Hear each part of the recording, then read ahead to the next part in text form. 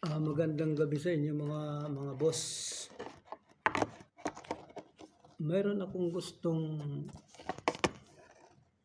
i-share sa inyo kung tungkol sa pagtatabas ng iba't ibang klase ng damit kagaya ng blouse, blazer, skirt, pants, dress, shirts, coat at saka top. Bali ngayon ang gagawin ko ay pantalon muna. Bali may sukat na ako rito.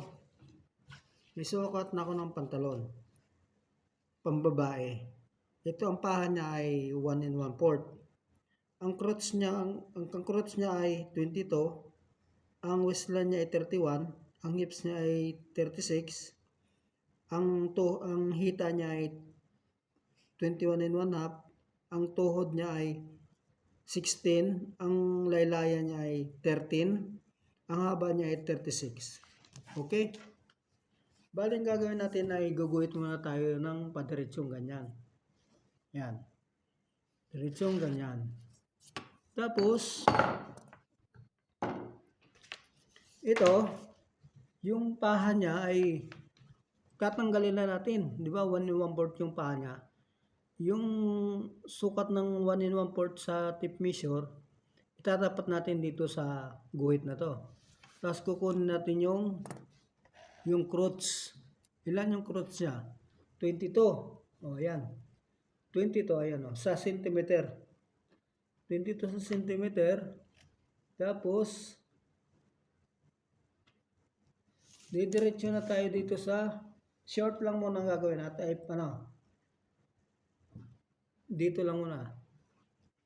Tapos ito, ganun din. 1 1/4. Tapos,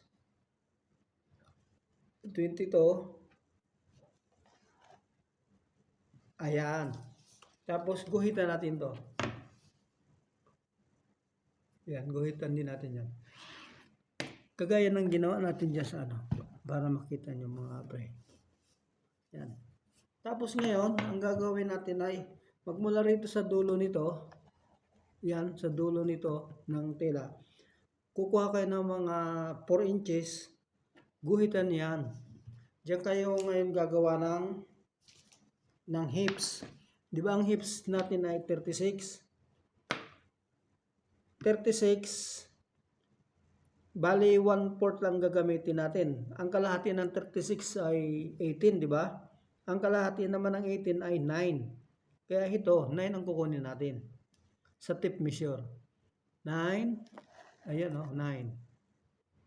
Mula rito. Mula rito sa guhit na to. Tapos, kukuha ulit tayo ng 2 1/4. Mula ron sa 9. Ayan o. Ayan. Pag babae, 2 1/4 lagi. Pag lalaki naman, 1 1/2 kasi mas malaki yung lalaki. Tapos ngayon, nakakuha na tayo ng 2 1/4, no?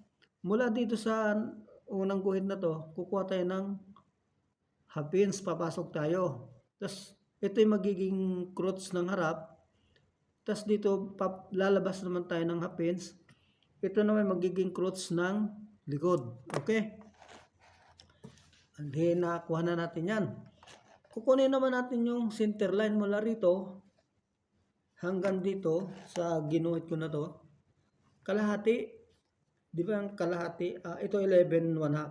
Di ang kalahati niya ay 5 3/4. Okay? 5 3/4. Tapos guguhitan na natin to. Ito ang gagawin natin center line. Yan o. Yan. Tatapat natin dito sa pinakaguhit na to. Tapos itong gitna na to, yung may tutumbukin natin yan ng ganyan o. Ayan. Ayan na. Di ba? Nakagawa na tayo.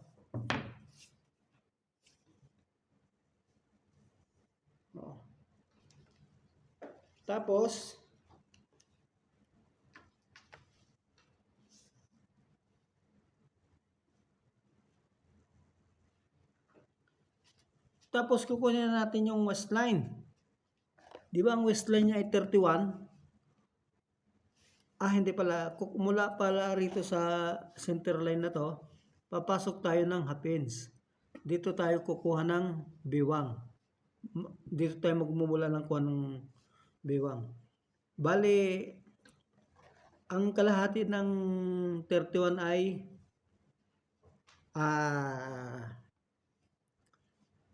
15 and 1/2. Di ba?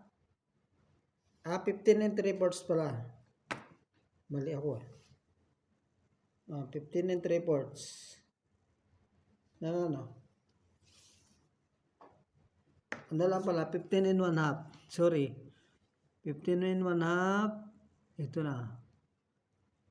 Ang kalahati ng 15 and 1/2 ay 7 and 3/4. Okay? Ayan, 7 and 3/4. Mula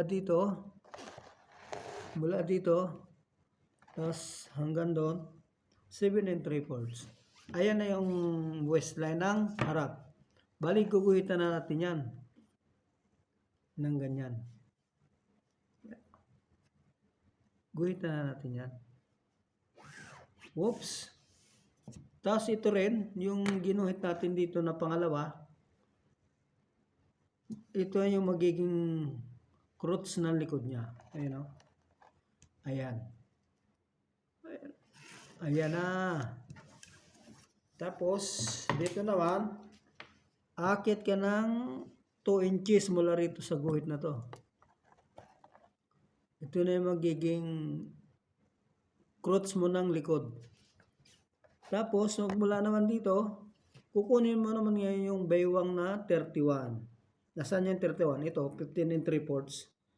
31 plus 1 and 1/4 para sa tax yung 3/4, yung half inch para naman sa sewing allowance.